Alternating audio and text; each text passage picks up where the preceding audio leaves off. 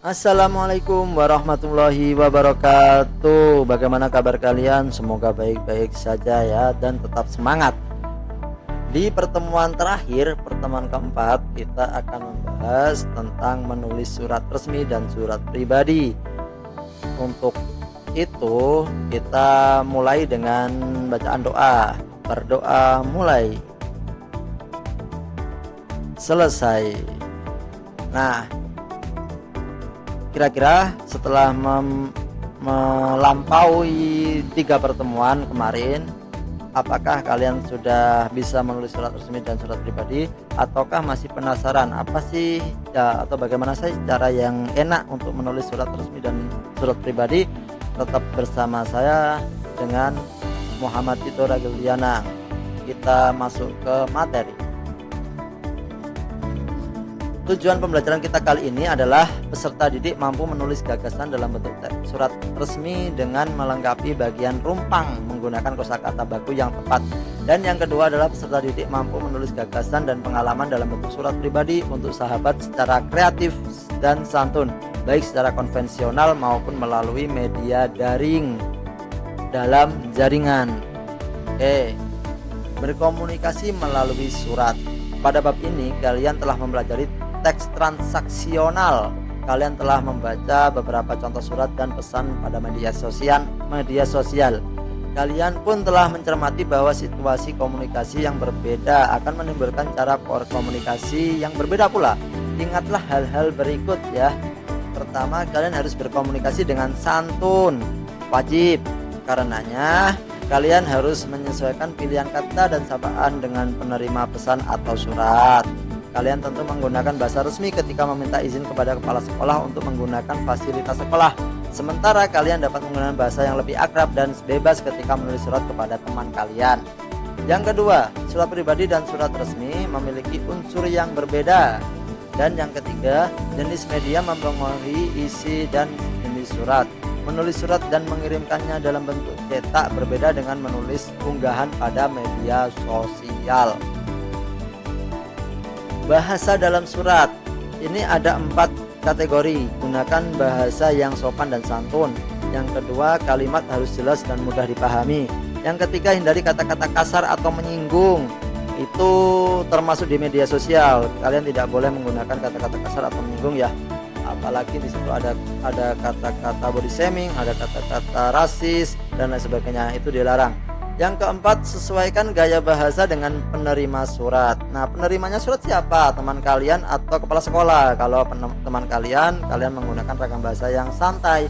Tapi kalau kepala sekolah atau pada guru kalian harus menggunakan bahasa yang lebih sopan dan resmi. Itu bahasa dalam surat ya. Selanjutnya, tips menulis surat. Nah, sebelum kalian praktek menulis surat nih, saya beri tipsnya. Ada 5 tips. Yang pertama, tentukan penerima surat. Kalian mau menyurati siapa? Teman, keluarga, atau guru. Nah, dari menentukan penerima surat ini, kalian akan juga bisa menentukan gaya bahasa apa yang kalian gunakan. Yang kedua, gunakan salam pembuka yang sopan. Entah itu ke teman, keluarga, guru, gunakan salam pembuka yang sopan. Yang ketiga, tulis isi surat dengan jelas dan jujur. Nah, ketika kalian menulis surat, tulis saja dengan jelas dan jujur. Yang keempat, gunakan bahasa yang sesuai dan sopan. Nah, ini tadi, ketika kalian menentukan penerima surat, kalian akan menentukan bahasa yang sesuai dan sopan. Dan yang kelima, akhiri dengan salam penutup dan nama pengirim. Ini tips lebih menulis surat pribadi ya. Kalau surat dinas pasti kalian akan menggunakan ragam bahasa yang sopan dan baku lah pastinya. Selanjutnya, menulis surat resmi. Dengan melengkapi surat resmi, kalian berlatih untuk memilih kosakata baku yang sesuai dengan konteks tujuan penulisan surat yang secara tepat. Nah, ini contohnya ya. Ini silakan kalian isi termasuk nomor surat. Nah, saya jelaskan sedikit tentang nomor surat. Nomor 201 yang ada di sini, 201 ini adalah nomor keluaran suratnya. Jadi instansi OSIS ini sudah mengeluarkan 201 surat pada tahun ini. Itu ya. Lalu OSIS itu adalah singkatan dari Organisasi Siswa Intrasekolah. Nah, OSIS itu adalah organisasi siswa intrasekolah atau singkatan dari instansinya. Misal instansinya adalah ini Sekolah Menengah Pertama Putra Bangsa, berarti organisasinya ini sudah dihilangkan, misalnya dihilangkan ya berarti tinggal Sekolah Menengah Pertama Putra Bangsa, berarti di sini singkatannya jadi SMPPB, biasanya seperti itu ya. Lalu garis miring lagi, ini biasanya ada bulan, lalu ada tahun, garis miring tahun. Nah, jadi nanti di sini di Bandung tanggalnya kosong, nah ini bisa dimasukkan dalam sini, begitu ya. Lalu hal seperti biasanya, lampiran seperti biasanya. Yang terhormat ini juga seperti biasanya kepada siapa. Kalau ini bahwa pengurus OSIS Putra Bangsa bermaksud mengadakan studi banding, berarti ini ke wali murid ya, berarti yang terhormatnya wali murid. Dan hari tanggalnya silakan ditentukan, waktunya juga, jumlah peserta berapa. Nah, lalu kalimat-kalimat rompang ini silakan kalian isi ya, kalian isi.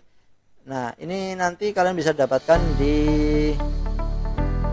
di Canva slide. Kalian bisa menulis ulang kalimatnya lalu dilengkapi sesuai dengan kalimat yang rompang.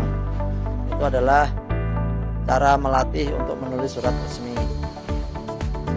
Nah, kalau kita mau menulis surat dinas, ini ada tugas dari saya, yaitu tulis surat kepada temanmu yang sudah lama tidak bertemu.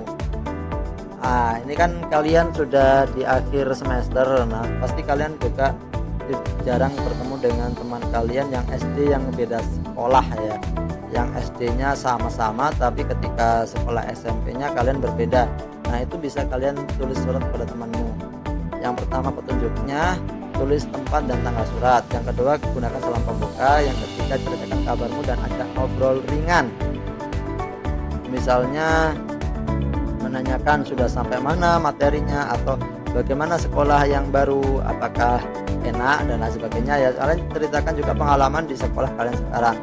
Yang terakhir adalah akhiri dengan salam penutup dan namamu. Oke, untuk materi surat menyurat sudah selesai semua dari bab 1 dan bab 4.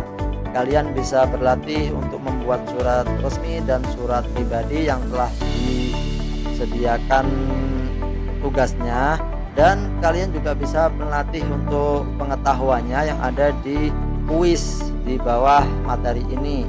Kalian bisa klik kuis, kalian bisa mengerjakan pilihan ganda kompleks ataupun uraian. Nanti akan tersimpan di dalam media pembelajaran yang saya telah buatkan. Begitu ya. Terima kasih, semoga ilmu yang kita dapatkan hari ini bermanfaat. Wassalamualaikum warahmatullahi wabarakatuh.